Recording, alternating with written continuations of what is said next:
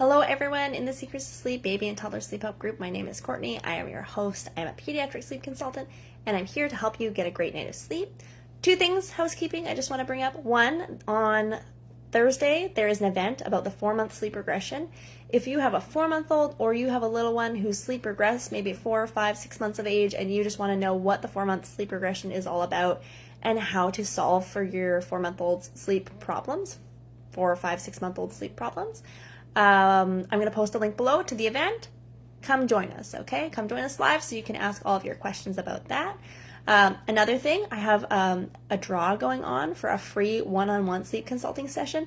Only one person has entered, so she's going to win if you don't enter the draw. All you have to do is you have to share about this group on your Facebook page and post a question in this group with the hashtag October draw, and that's all you have to do to enter. And only one person's entered, so she's probably just going to win it, which is fine. I mean, as long as some person gets some free sleep consulting, all is well, right? So there you go. That's the housekeeping. Yeah. And if you're enjoying this group, some people have just posted lately that they're just really enjoying this group and it's helped them. Feel free to let me know. Someone said, I really appreciate Courtney and all of the admins. And I was like, oh, it's just me. I just do this group on my own. So I am getting an admin next month and I'm very excited about it to help me work on this group. If you've loved the resource and you've enjoyed it, please post in this group just so that it shares with me how you're enjoying it. It's a lot of work to run this group, but I do love to help, share about sleep with the world and how to have a really great sleep. So a client called today. This is a 11, 12-month-old baby, okay? And she said, so we've been working on self-settling. This little one is just about fully self-settling now, being placed into her bed without kind of rocking or, feeding to sleep or all these things, okay? Self-settling.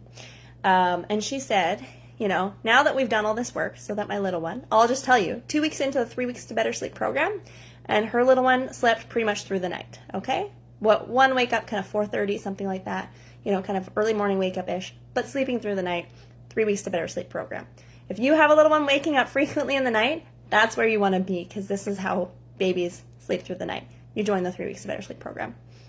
Okay, so she said, now that we've done all this work for the last 2 weeks so that my little one is going to sleep really well, is my little one now going to hit the 12-month sleep regression, and is it all just going to go, And she said, how come some hit the regressions and others don't? Is it just kind of like random? Some kids do and some kids don't. Such a good question, and I loved it. Here's the thing about sleep regressions. It's not that some children have sleep regressions, whereas others don't. It's that all children are going to hit certain milestones, certain, milestones. I usually refer to it as events in their life, like milestones, teething, and sickness, okay? They're all going to hit certain events, and depending on how we go about it, and depending on the habits we have in place, are going to determine whether they're going to have a sleep regression or not. I'm just going to take a sip of water. Okay, so here's the thing.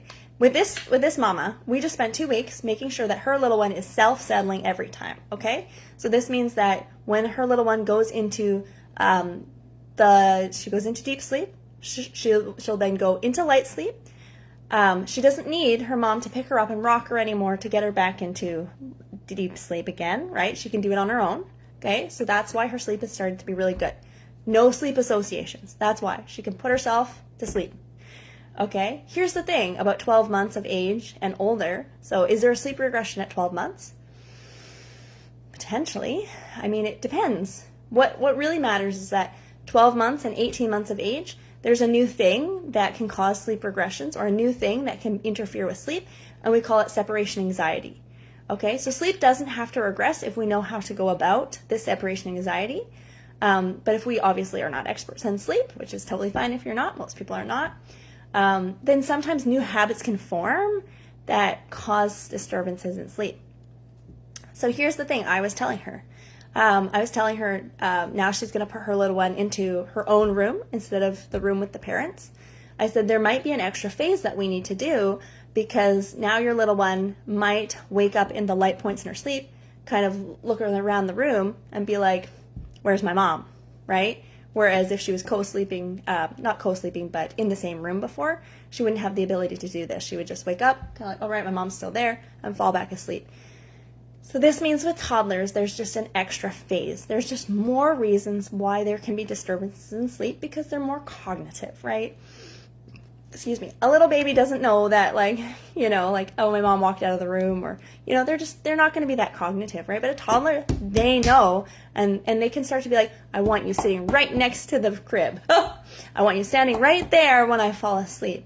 Okay? And this is the number one reason why toddlers have sleep challenges and why sleep challenges go on and on for age 2, 3, 4, etc. Separation anxiety. So this is where this mom is like, so does this mean we just did all this work and then suddenly the sleep is just going to go out the door in garbage? And I said, no, because you know exactly how to go about this separation anxiety. Because this was the question she asked before. Is it going to be different now that, our little one's in a new room? And I said, there might be an extra phase. And we talked about separation anxiety. We talked about the 2 strategies that we can use to prevent the habit forming of needing to be standing right next to your, toddler while your toddler falls asleep. Okay? We need our toddlers to feel comfortable falling asleep without us in the room. That's key. Okay? 2 strategies that we can go about it. I kind of gave her kind of the rundown of the 2 different strategies so that my client is very informed, so that when we are done working together, our 3 weeks, not only is her 1-year-old sleeping through the night, having great naps, but we are also preventing the future regression because she knows how to go about sleep. She knows what causes regressions and how to stay, firm on boundaries, that her toddler doesn't need her there. She can walk out of the room while her toddler falls asleep, and her toddler can feel comfortable with that. Okay? So those are the key things. Post below if you have a little one whose sleep has regressed and, at a certain age point, and you want me to help pinpoint what it was that caused the sleep regression, okay? So, here's the thing. Sleep doesn't need to regress. It's not random. It's not like, it happens to some kids and it doesn't to others. Sleep regresses because we have certain habits that, aren't working for us anymore. Things like that.